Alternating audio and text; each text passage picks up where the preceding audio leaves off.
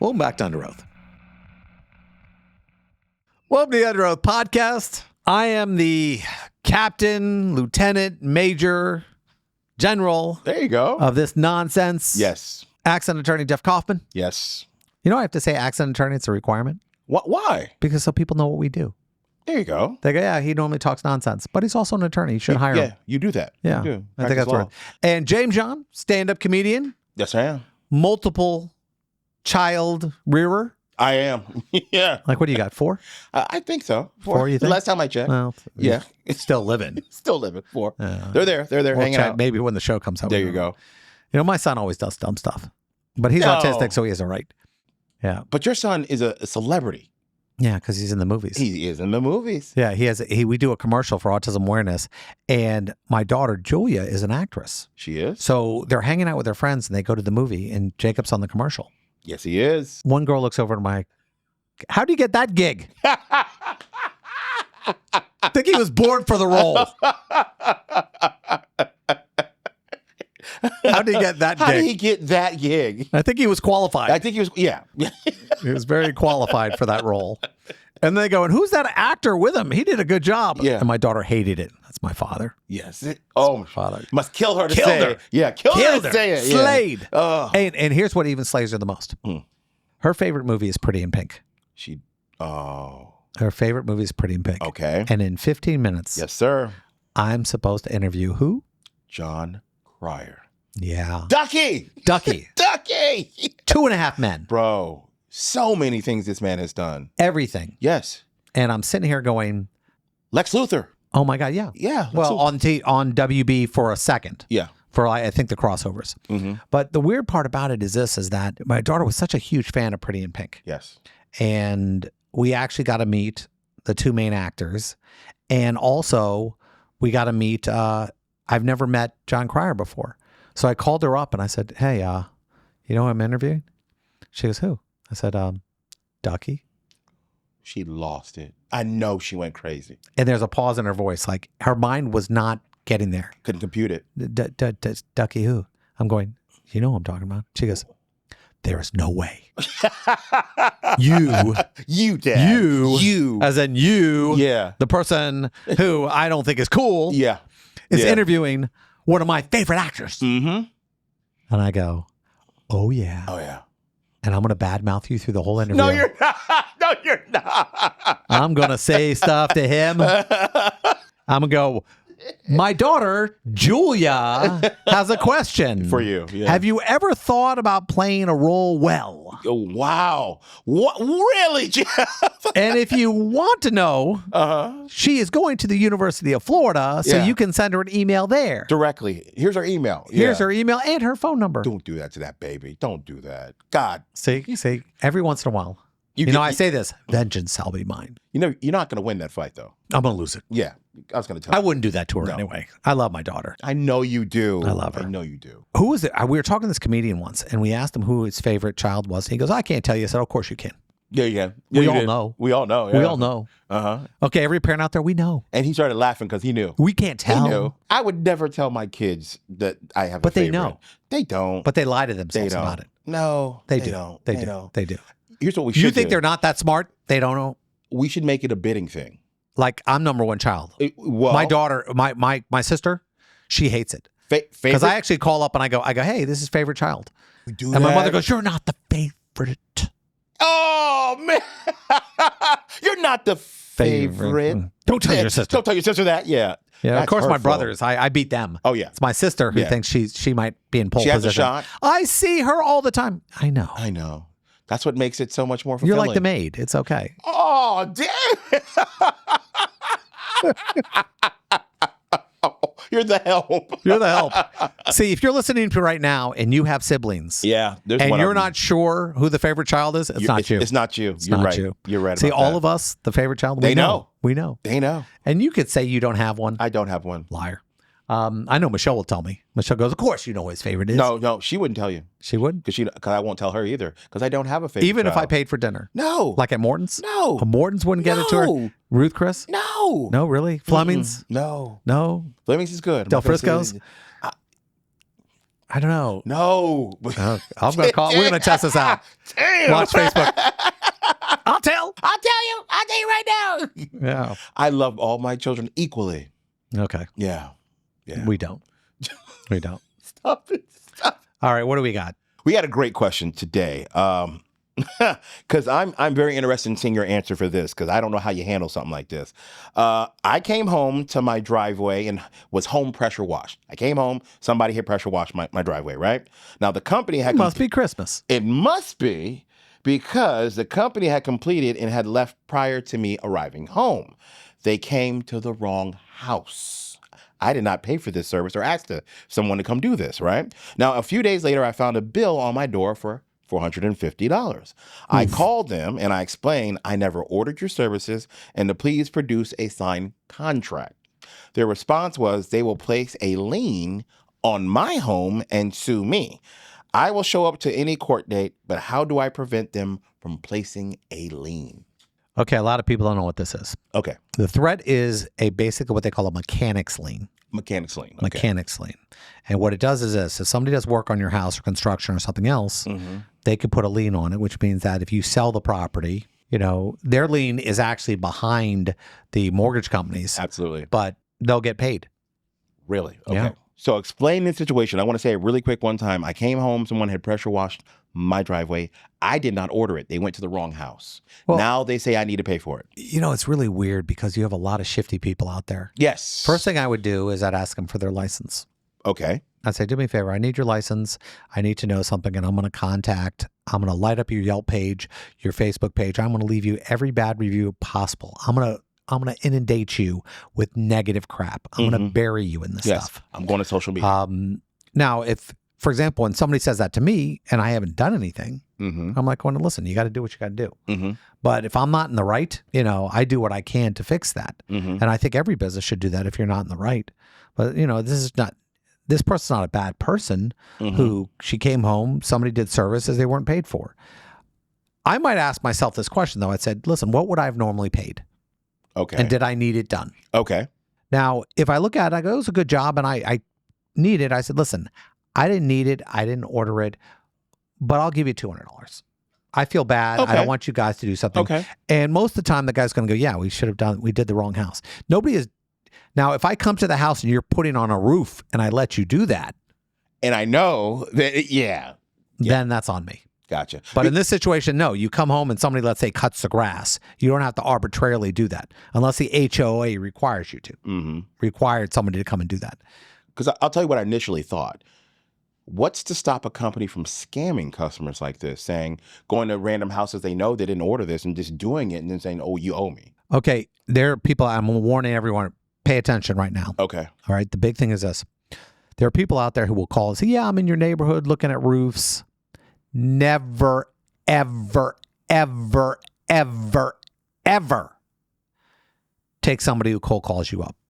The only roof person you should get is somebody who is referred to you, has a ridiculous reputation online, who you meet, and who's not going to actually ship. The person who's selling you online or over the phone, he's just a sales guy. That's all he is. And he's going to contract somebody else to do the work. And that person's not showing up. A lot of times they blow people off and they take 6 months, a year. I've actually had cases over this where I've actually had to I took a roofing company, even though I do primarily accidents, personal injury, I did take this case. And they got burned for doing it.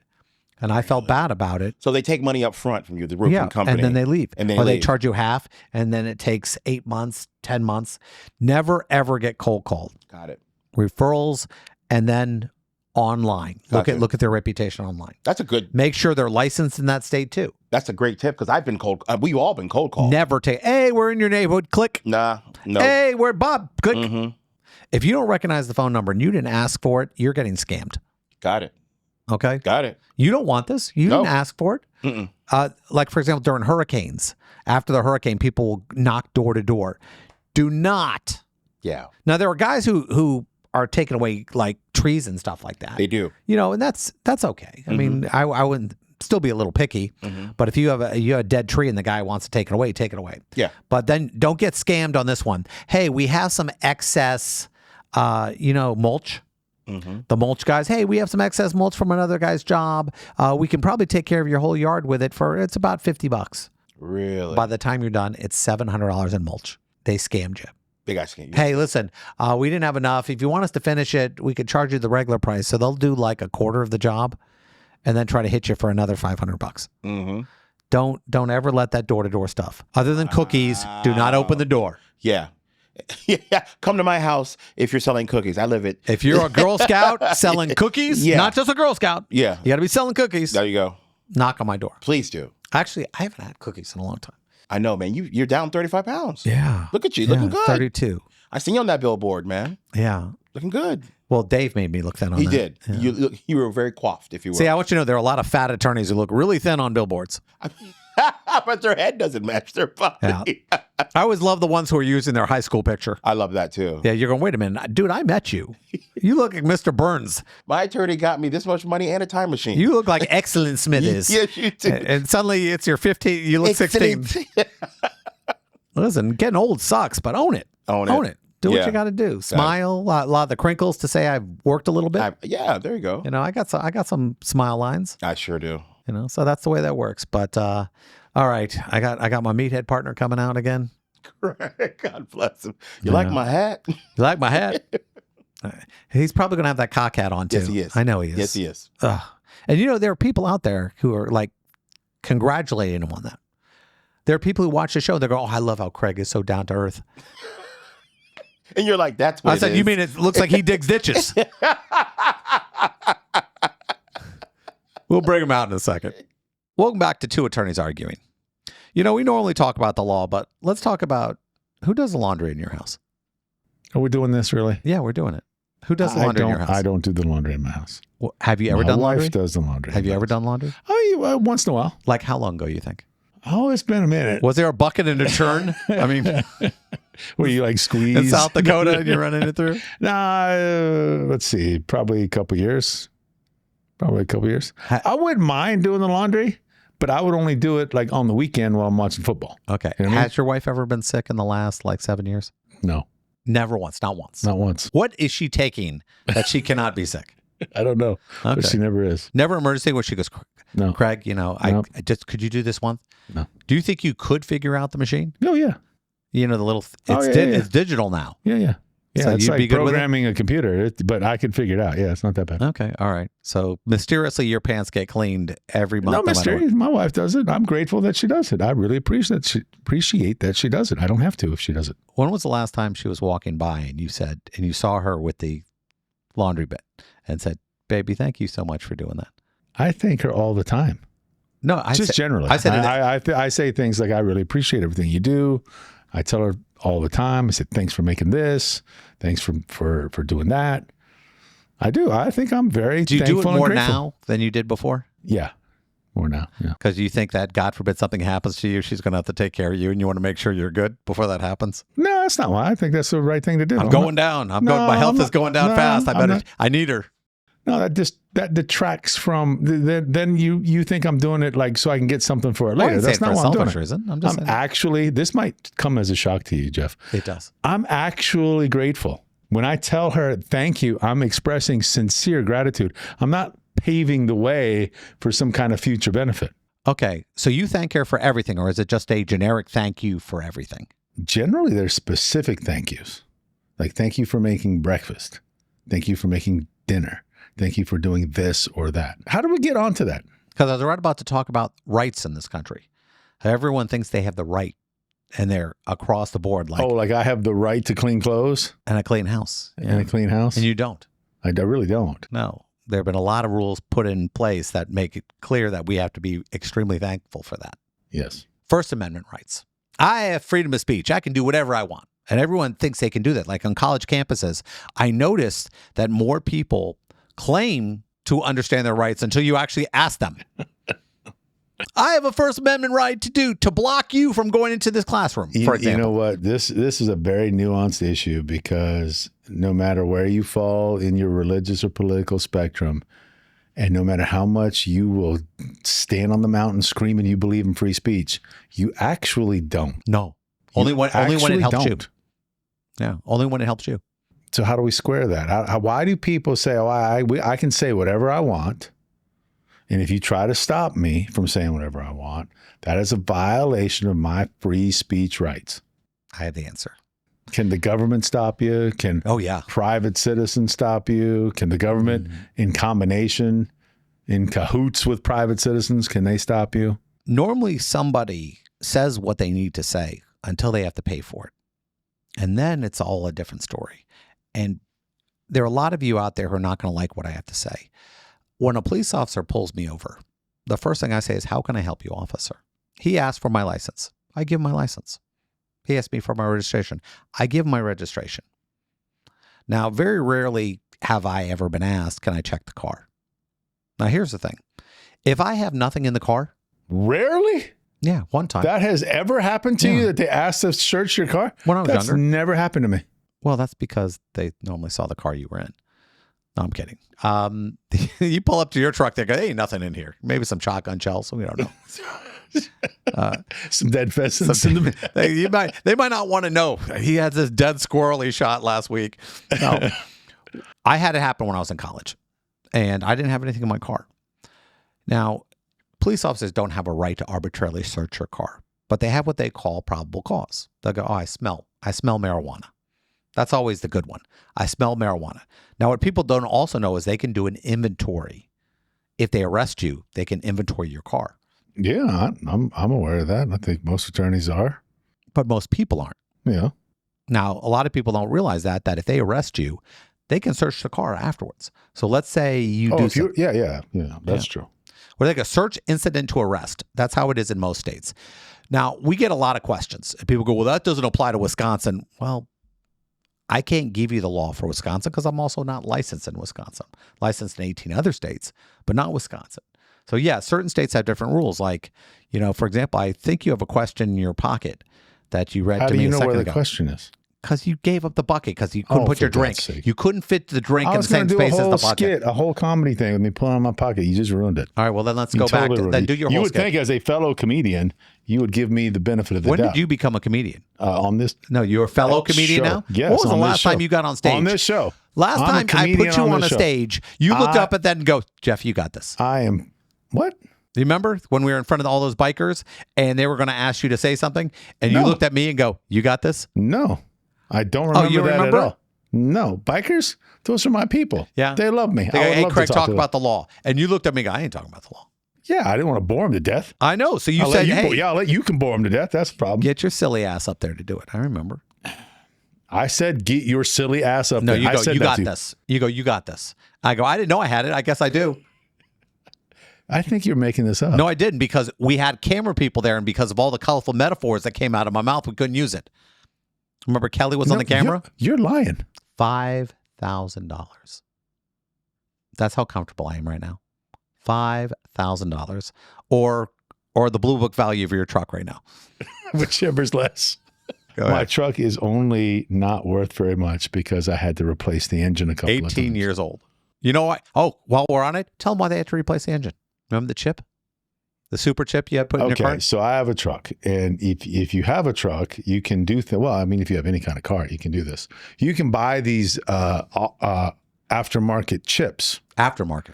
to put in your car or your truck, and what it does is it removes all of the safety features, The governors. the things that keep the engine from revving too blowing up. high. Well, yeah, it does that too. But that's just the end consequence of running the RPM too high for too long. But so my truck tows a lot of weight. In order to tow that kind of weight, though, it needs to have a certain level of power in the that engine. was your purpose for But doing they it? don't want you to be able to use all that power just to take off.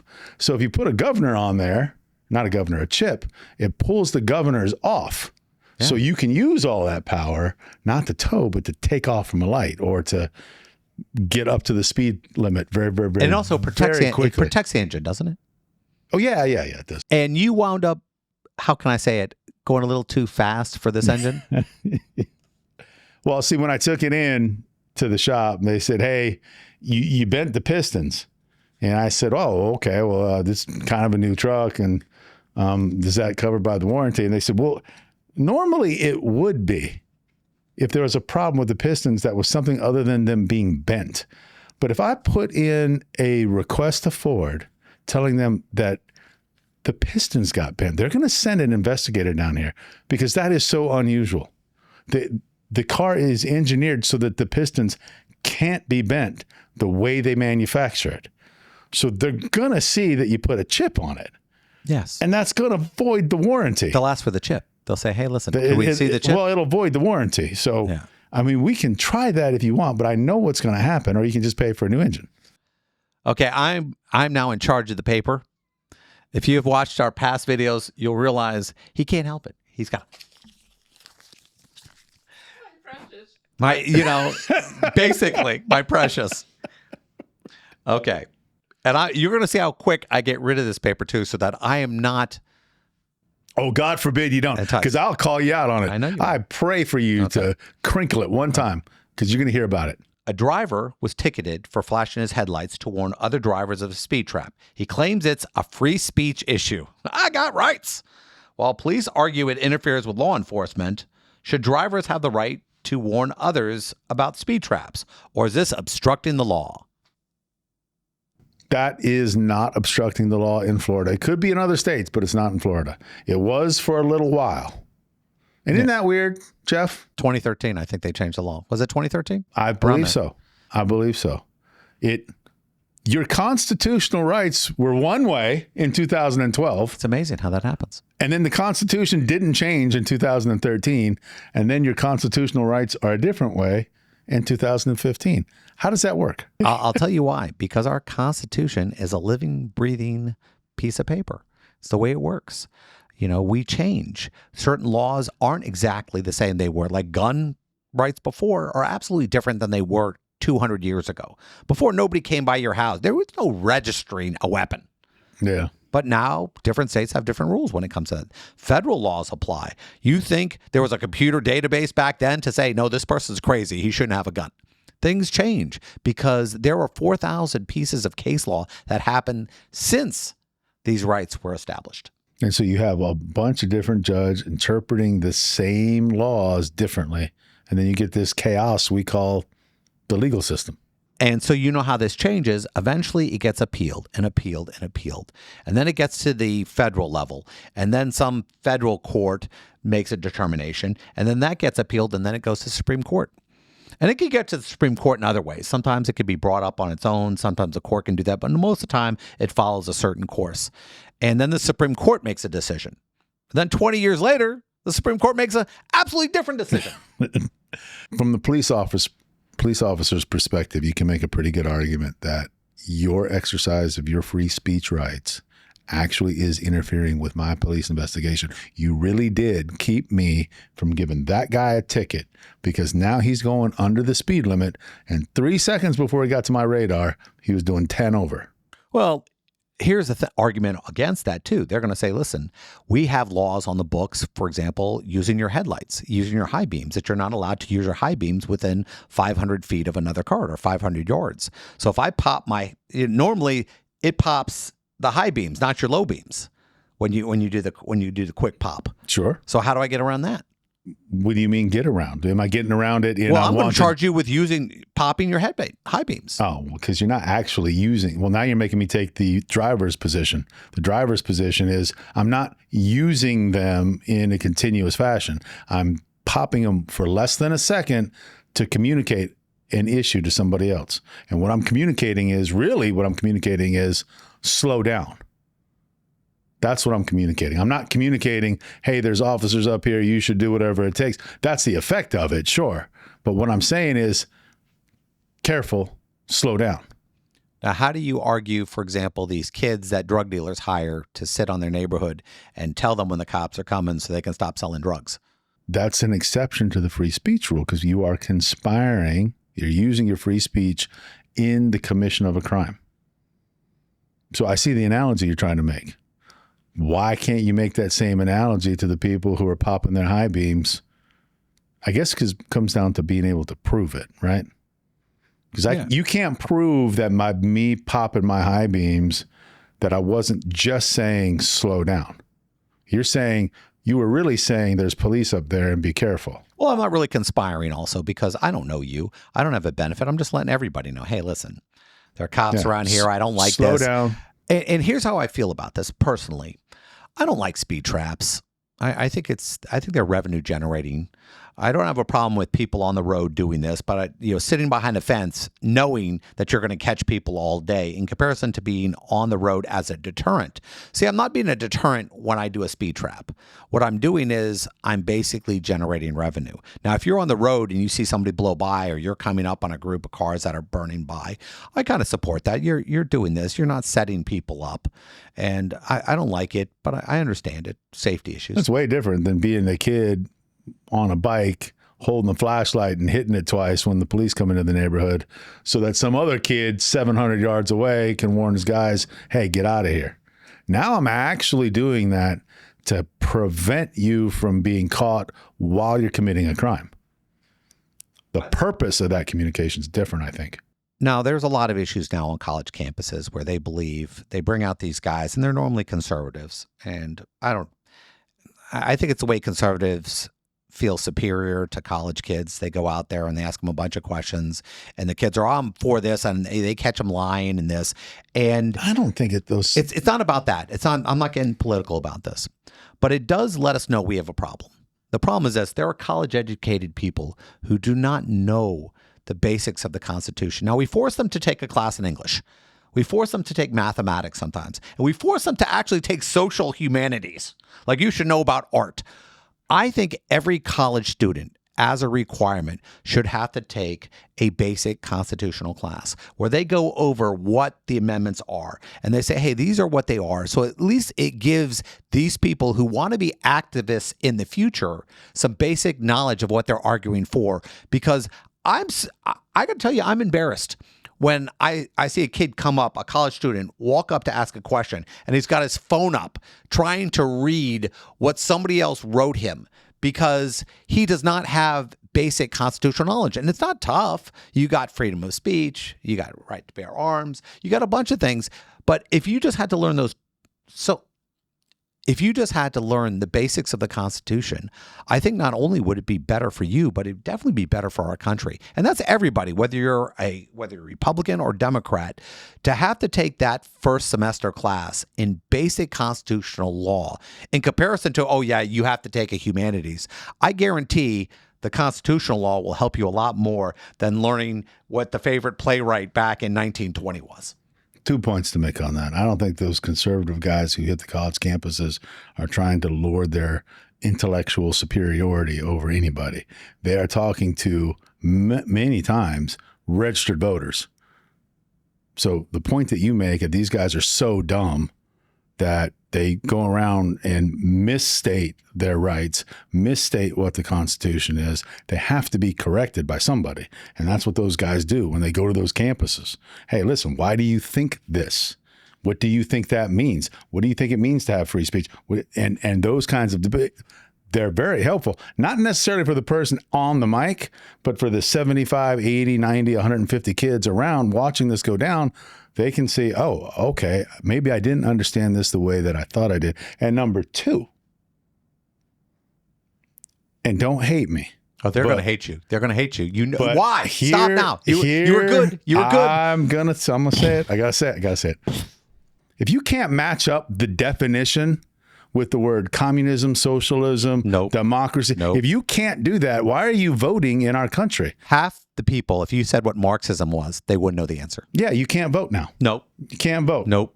Can you describe the three branches of government? You can't. I'm sorry, you can't vote.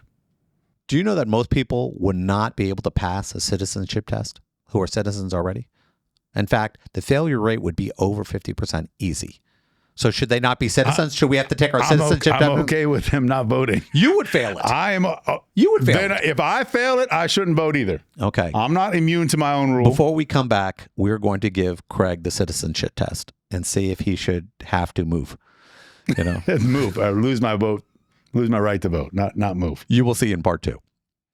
Today on Earth, we have actor, producer Jon Cryer, who you might know from Pretty in Pink, 2.5 Men, and his new podcast, The Man Who Calculated Death. John, can you hear me? Yes, I can hear you. Can you hear me? I can hear you. Woo! Now, Yes. All right. you're a father, right? Oh, yeah. Yeah. Yeah. Well, I am the most uncool dad in the world until yesterday.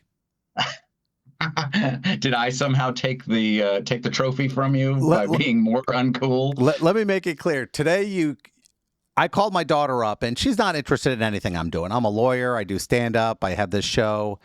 And I said to her, I said, guess who I get to interview tomorrow? And she goes, who? Now, her favorite movie is Pretty in Pink. Oh, my goodness. She's 19 years old. She's in a theater program in Florida.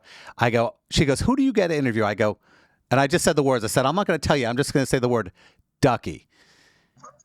One And she word. lost Ducky. her mind. So you made me the cool dad for like 10 seconds in my life. So thank you good. very much for that. Good. I'm so glad. Please give her my best, and I'm excited that she's pursuing theater. It's amazing time for theater, and we need more people in it all the time. Yeah, live theater for me is just an amazing thing to be able to do. And you started your career off in live theater.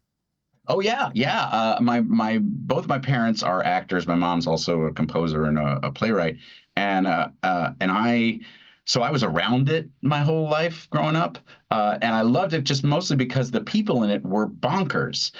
They were very entertaining, and it was a fun atmosphere to be around. But by the time I was 12 or 13, I realized, oh no, I want to do this. I want to be a performer, and so I just started to try to get into. I went to a theater camp in upstate New York called Stage Door Manor, which is a great, amazing place for young people. And I went there, and then when I was 17 or 18, I started auditioning for parts. And the first thing I got was Matthew Broderick's understudy in Brighton Beach Memoirs. How does that even happen? They just go, hey, listen, you look a little like him. You're a good actor. Let's see how this works out. It's surprisingly similar to that process. No, what happened with Brighton Beach was, and it's a little bit circuitous. There was another show on Broadway that Matthew had also originally starred in called Torch Song Trilogy at the time, and that was a sort of breakthrough role for him. Once they saw him in that, they put in Brighton Beach Memoirs. Which was Neil Simon's big hit play. And so the way that things broke for me was I was literally walking down the street, and my mom ran into an old friend of hers who was an understudy in Torch Song Trilogy on Broadway. He said, oh, we're casting for the teenage son in that. And your son should audition for that. John should audition for that. And because the character was supposed to be 15 years old, they had to audition a lot of people who didn't have experience. They had to sort of throw open the doors to people. Most of the time you need a certain amount of experience just to audition. But they let me in, and once Brighton Beach heard that there was a kid who, because I walked on stage to audition for Torch Song Trilogy, and there was a gasp from the audience because Harvey Fierstein was in the audience, and the playwright, and he thought I looked so much like Matthew. He thought I was Matthew.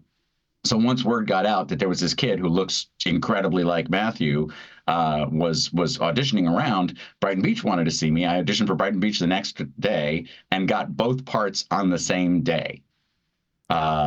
So I don't know if you meant to open up this Pandora's box of showbiz ridiculousness, but yeah, that's what happened. I always think of how tough it is for people in this career, years and years of it's a transitory existence where you kind of like one job to the next job and the next job. And I mean, you go out of that, you go into No Small Affair, and, you start, then Pretty in Pink hits. Yes. That was a bombshell. I knew that I had an inkling that Pretty in Pink was going to be kind of a big deal when because Breakfast Club opened right before we started into production on Pretty in Pink, and it was like it was huge. It was a massive hit, and I thought, oh, okay, I guess there's going to be big expectations for the next one of these movies that comes down the road. And it turned out to be true. And I'm so glad that it has stood the test of time. That your daughter is finding finding, finding That joy must in that it. must be just unbelievably weird for you because, every time you show up, you don't know what people know you from. Oh yeah. Oh, absolutely. Absolutely. And that's fine. Sometimes people, by the way, think they know me from high school, from actual high school, not movie high school. And it's like, well, no, that wasn't. I didn't go to school in Rhode Island. I'm from New York City, actually. um, but and a lot of the time, for the first part of my career, people thought I was Matthew Broderick, so I would get mistaken. He was like, "Hey, Ferris Bueller." I was like, "No, not Ferris Bueller." But now that he has a fabulous mane of white hair and I have zero hair, there's an easy way to tell us apart. I like to think, everyone says people look like somebody else. That's always a thing. Everyone has a doppelganger. Everyone has this. Yeah. And it obviously was helpful. Oh yeah. Yeah. Oh, it was great for me. It was great for me, and I liked him personally. I was his understudy for a while, and he was a absolutely lovely guy. Unfortunately, very healthy. So there was never a day when I took over for him as an understudy. I did end up getting I left the show as an understudy for a while. They fired me. I got No Small Affair, and then they asked me to come back and take over the show after Matthew had left. So I did end up performing in the show, but it took a few months. Now, as I said earlier, under oath, I'm an attorney. I've been practicing law for a ridiculous amount of year. And every time I read somebody, an actor, they're fascinated with criminal law or everything else. And I've done some big criminal cases. And I'm always interested in. Now, murder porn is a big thing right now. People love criminal podcasts and everything else like that. Yep, and you have true your crime. own podcast now. And I was looking at this with The Man Who Calculated Death. And it was fascinating at the same time because it's such a difficult topic. Yes. Oh my gosh. Yeah. Oh no. It's a huge epic story, and it's a World War II mystery, and that was one of the things that attracted me to it. And it's not technically a true crime story, but it involves some pretty awful dark stuff, and that does seem to be a fascination for people with podcasts. But I really got into it because it's a family story. I've worked I used to be co-host of a show called Undisclosed, which was about wrongful convictions, and so I have been a part of that, and obviously I loved like Serial and all the great true crime podcasts that have been around. But this was a story that kind of fell in my lap. A friend of my wife's, who's named Suzanne Rico, who's a local TV anchor here in Los Angeles. She sort of offhandedly, she mentioned that she knew that I was a big fan of the space program. And I love the history of the Cold War and the history of World War II. And she sort of offhandedly mentioned that her grandfather worked on the space program. And I was like, oh, what? That's amazing. Tell me all about it. And she said, yeah, and before that, he worked for Hitler. Would you like some milk with your coffee? And I was like, just off. He happened to do a little work with Hitler. Yeah. Suzanne, can you back that up a little? What? And it turns out her mother had passed away recently and left an unfinished memoir. And her mother's dying wish for Suzanne, because she knew Suzanne was a journalist, she said, "Can you finish my memoir?" And so Suzanne, this is a request of enormous weight for her. She spent the next 6 years investigating her family's history and discovered all kinds of. She knew her grandfather was a scientist in Germany. She knew he was an aircraft designer. She did not know that he was actually one of Hitler's most important scientists, and that he invented the V1, which was the vengeance weapon, or the first cruise missile, and which just revolutionized warfare. And he also, there was something, a tragedy that was looming over the family. His wife died mysteriously toward the end of the war, which was always a huge trauma for her mother. And so Suzanne took it upon herself to sort of solve this family mystery.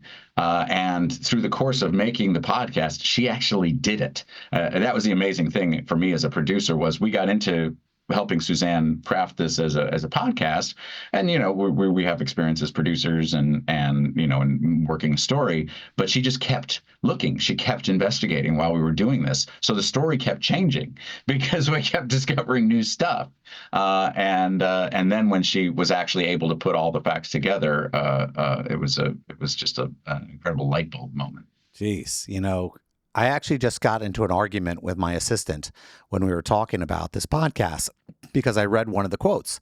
And one of the quotes was, he wasn't a Nazi, he was a patriot.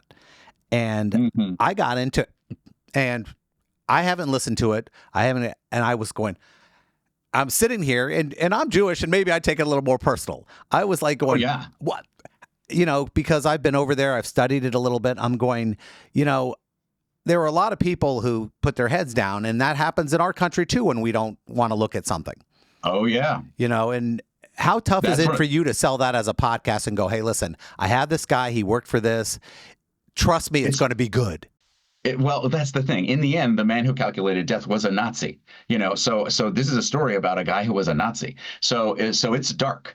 And what I think that's very valuable in the story, in the course of this story, is it's about what a family does to survive as their country falls to authoritarianism. He was a brilliant inventor. He was a pilot. He was a celebrity for being a pilot, like Charles Lindbergh. He was famous all over Europe for his exploits. He built the planes that he flew. He built them himself.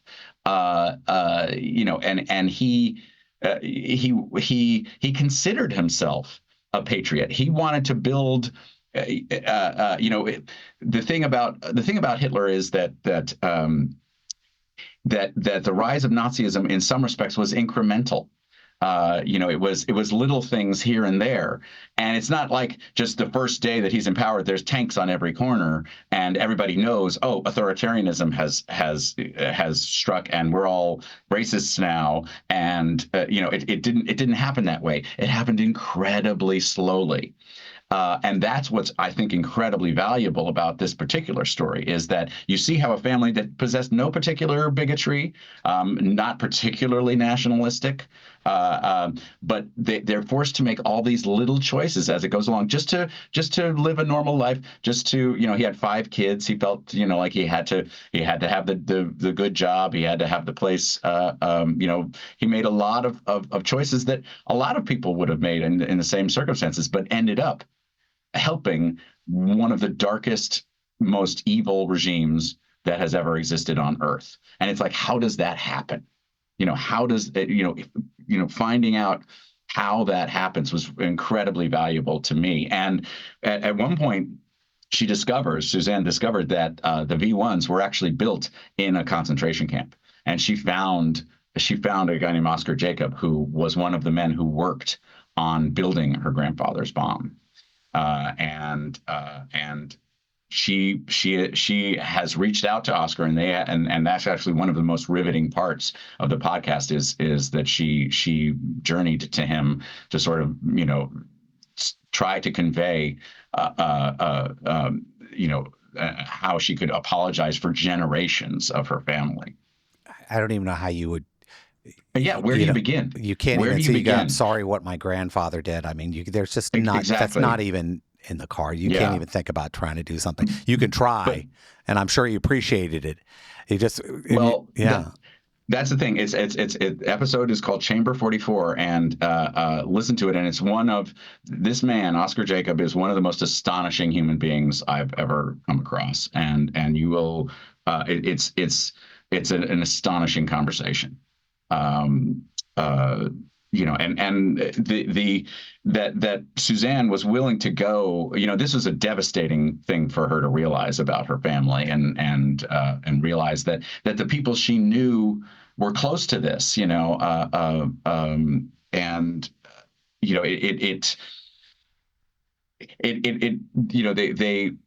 the concept of the banality of evil, that we think the movies have created this thing that every bad guy is obviously a bad guy, and it's not that way. They're human beings that through the overwhelming combination of their choices end up either doing heroic things or doing awful things because the situation has gotten so desperate. What Hitler was a horrifying human being who had this genius for manipulation. Like one of the earliest things he did was before Kristallnacht, before all of that stuff was clear, he insisted that on his birthday, he made it a law that you had to put a red candle in the window on his birthday. You had to light a red candle in the window.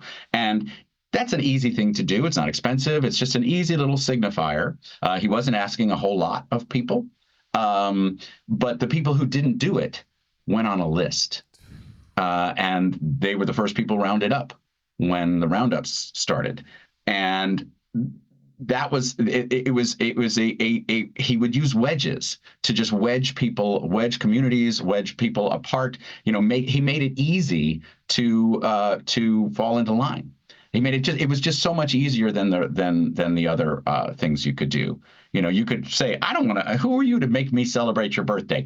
F you, you could have done that and just not lit the thing. But then later on, there were consequences and everybody just lived in that subtle fear. It was just easier to go along.